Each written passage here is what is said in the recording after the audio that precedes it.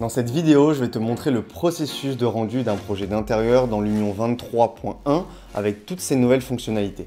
Je viens de finir de travailler sur ces images et j'ai pensé qu'il serait intéressant de faire une vidéo à ce sujet et de partager quelques informations utiles. Nous allons explorer certaines des nouvelles fonctionnalités clés de l'Union et je vais également te montrer comment tu peux toi aussi le faire sans surcharger ton ordinateur ou sacrifier un temps précieux de sommeil. Bien que l'Union soutienne cette vidéo, toutes les opinions et vues sont les miennes. Je t'en parle un peu plus en détail plus tard dans la vidéo. Ce projet sur lequel je vais travailler est inspiré d'images que j'ai créées il y a quelques temps avec Midjourney, cette intelligence artificielle qui crée des images selon un prompt. J'ai fait ces images pour le studio et atelier d'un ami. Il s'agit d'une sorte d'appartement atelier de travail avec un style chaleureux, calme et fonctionnel.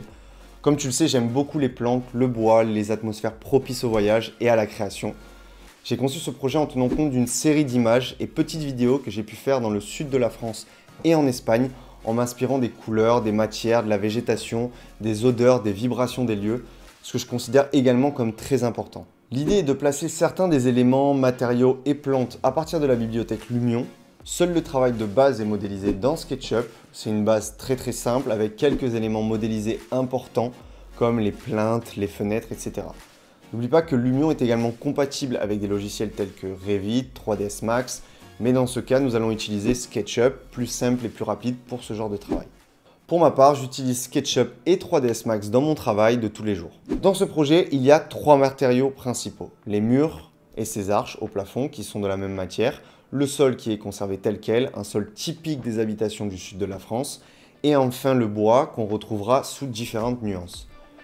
Cela nous donnera une palette de couleurs de base pour nos images et nos animations. La bibliothèque de matériaux Lumion propose un ensemble vraiment complet de matériaux prêts à être rendus. Et si tu souhaites utiliser un matériau spécifique, il te suffit de chercher ce matériau sur internet, sur Megascan, Polygon, etc. Je te laisse les liens dans la description. Ensuite, tu peux utiliser l'outil pinceau pour appliquer ce matériau sur les surfaces souhaitées. Un bon exemple de matériau prêt à l'emploi est le sol en genre de tomate qui est livré avec un effet de displacement et qui a déjà un aspect très réaliste.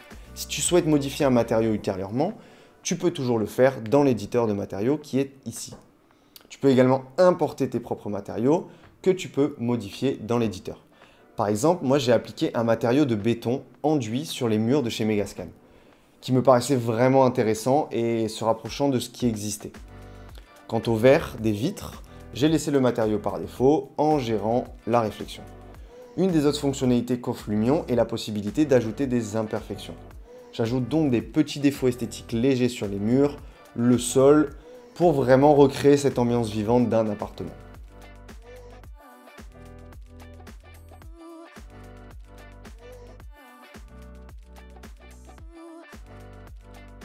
Il est important de donner une attention particulière à la végétation dans le studio, ce qui nous donnera l'ambiance, qui définira les espaces. Donc pour ce projet, nous n'avons qu'une seule catégorie de végétation, l'intérieur, puisque l'extérieur ne sera pas visible ou que très peu par les fenêtres. J'utilise la bibliothèque Lumion pour importer des végétaux et j'en utilise aussi deux bibliothèques que je possède déjà et qui sont disponibles sur Evermotion, Megascan, Maxtree, je te mettrai les liens en description. Ok, lorsque j'importe un asset d'une librairie extérieure, je l'importe comme ceci en FBX, puis j'applique les maps dans les slots correspondants comme ceci. Et je peux, si nécessaire, modifier les caractéristiques dans l'éditeur.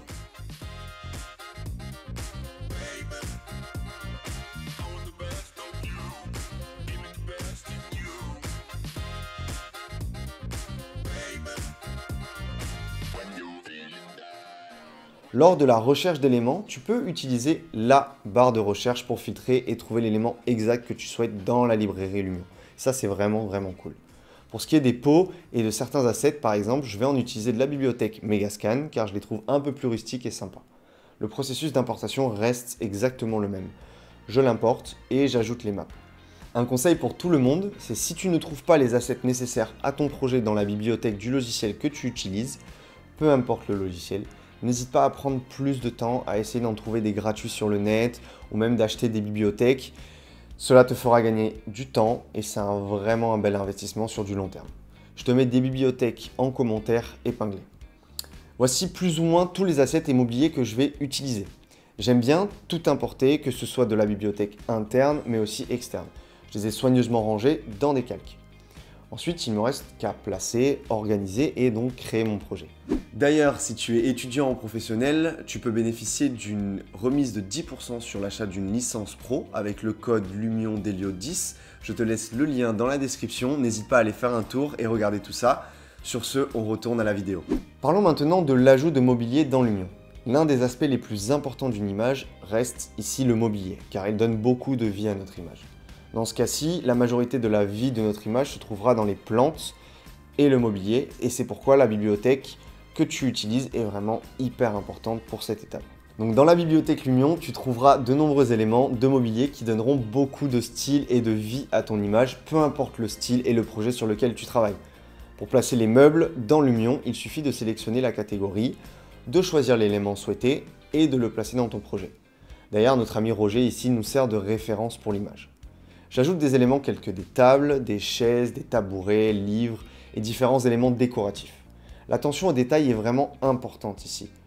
Précaution car la quantité d'objets peut affecter le projet et la vitesse de travail. Ce que je te conseille de faire pour réduire le temps de manipulation, c'est d'utiliser les objets en proxy ou la qualité d'image que tu retrouveras dans les paramètres. Je t'en ai parlé d'ailleurs dans une vidéo que je mets juste ici. Je pense que l'une des clés pour placer des éléments de mobilier est l'organisation. Si tout est trop organisé, cela peut paraître faux et trop mis en scène. Au lieu de cela, j'essaie de disposer différents objets sur le sol, comme des chaussures, des petites feuilles, un livre, un arrosoir. Regarde les espaces autour de toi et essaye de reproduire cela. N'oublie pas d'utiliser différents calques pour bien ranger tes bibliothèques dans ton projet. Cela te fera gagner un temps fou. Lorsque tu es prêt à recommencer le rendu, ouvre l'onglet Rendu dans Lumion et commence par ajuster les paramètres. Donc pour l'intérieur, j'utilise le mode par défaut intérieur avec le Ray Tracing. Un des éléments les plus importants à prendre en compte est la focale que tu peux placer entre 20 et 35 degrés pour plus de réalisme. L'image principale sera donc une image comme celle-ci en paysage, mais je ferai également des close-up pour ma planche finale. Et pour ces close-up, j'utiliserai la nouvelle fonctionnalité portrait, qui est d'ailleurs très bienvenue. Passons maintenant au réglage. Chaque scène aura ses propres réglages, ses propres lumières et paramètres. Cependant, j'aimerais une cohésion dans mes images, une colorimétrie nous donnant l'ambiance et la tonalité. Pour cela, j'utiliserai la nouvelle fonctionnalité de Color Correction avec l'histogramme que Lumion offre et qui nous fera gagner un temps fou sur la post-production. Pour une scène intérieure, la lumière extérieure est fondamentale et il faut bien comprendre que pour plus de réalisme, les points de lumière extérieure doivent être légèrement exposés. En effet, lors d'une photo intérieure, le focus est fait sur les éléments à l'intérieur et donc les sources de lumière extérieure seront bien plus blanches. Regarde ces exemples de photos d'immobilier par exemple. Cela donnera alors un peu plus de réalisme à ta scène, garde bien ça en tête pour tes prochains projets. J'utiliserai ici un HDRO de la bibliothèque Lumion. Assure-toi de spécifier la rotation de manière à mettre en évidence les éléments importants de ton image, comme un élément de mobilier particulier, une forme grâce aux ombres et aux jets de lumière. Pour ça, je te donne un petit tips. Ici, baisse complètement ta luminosité. Tu auras alors des rayons du soleil parfaitement visibles pour bien l'orienter.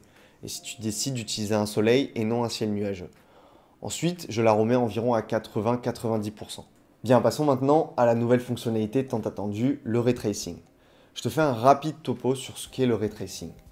C'est une technologie de rendu 3D qui simule la façon dont la lumière interagit avec les objets dans une scène virtuelle. Il crée des images réalistes avec des ombres précises, des reflets réels et des effets spéciaux super avancés, notamment sur la qualité des ombres et la qualité de la lumière. Les avantages sont le réalisme, la qualité visuelle, les reflets précis et la flexibilité artistique.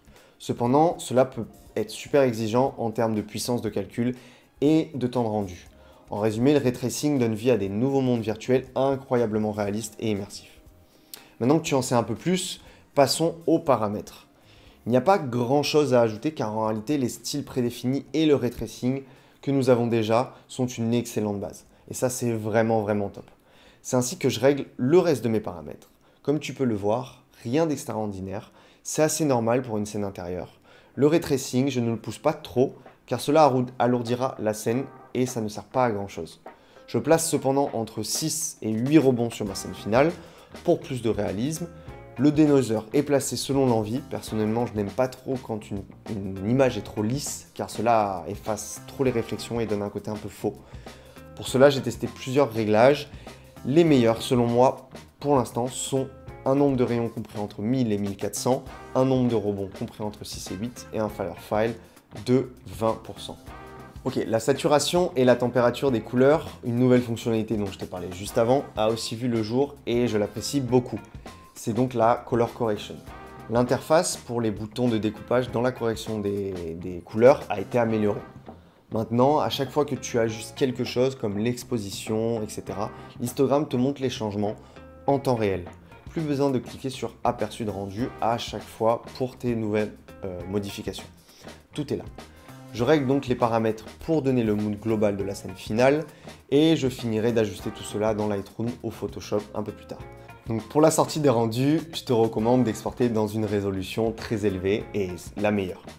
Selon ta configuration, le rendu sortira plus ou moins vite. Je sélectionne également l'option pour exporter les ID d'objets, des matériaux, les spectres, etc. pour finir ma post-production. Tu peux ensuite commencer le rendu de tes images. L'avantage de Lumion, c'est que ce processus ne prend vraiment pas beaucoup de temps. Même une quinzaine de minutes par image, ça reste exceptionnel. Tu peux expérimenter avec différents réglages, matériaux et éléments de mobilier et créer différentes images sans sacrifier trop de temps de sommeil. Ces mêmes réglages fonctionneront également pour tes animations. Tu devras te rendre dans le projet animation. Pour les paramètres d'animation, tu ouvres l'éditeur vidéo de Lumion. Tu retrouveras l'interface avec les ratios et des rendus prédéfinis, mode portrait, carré, etc. C'est donc une nouvelle fonctionnalité vraiment géniale. Le temps de rendu sera également beaucoup plus rapide. Ensuite, tu sélectionnes les paramètres de tes images initiales, puis tu les copies et les colles sur ton animation. N'hésite pas à régler quelques paramètres et clique sur exporter. C'est aussi simple et rapide que ça. Bien entendu, cela prendra un peu plus de temps, voire plus de temps, et demandera plus de RAM pour sortir l'animation finale. Donc c'est vraiment en cas de besoin spécifique, mais ça vaut vraiment le coup de tester. Et d'ailleurs, reste bien jusqu'à la fin puisque j'en ai fait une et je te la montre. Une fois que tout est prêt, je place toutes les vidéos ensemble dans Premiere Pro, dans un autre logiciel d'édition, peu importe. J'ajoute également une bande son qui me plaît et avec laquelle j'ai imaginé mon design initial. Je te laisse la vidéo juste après la conclusion.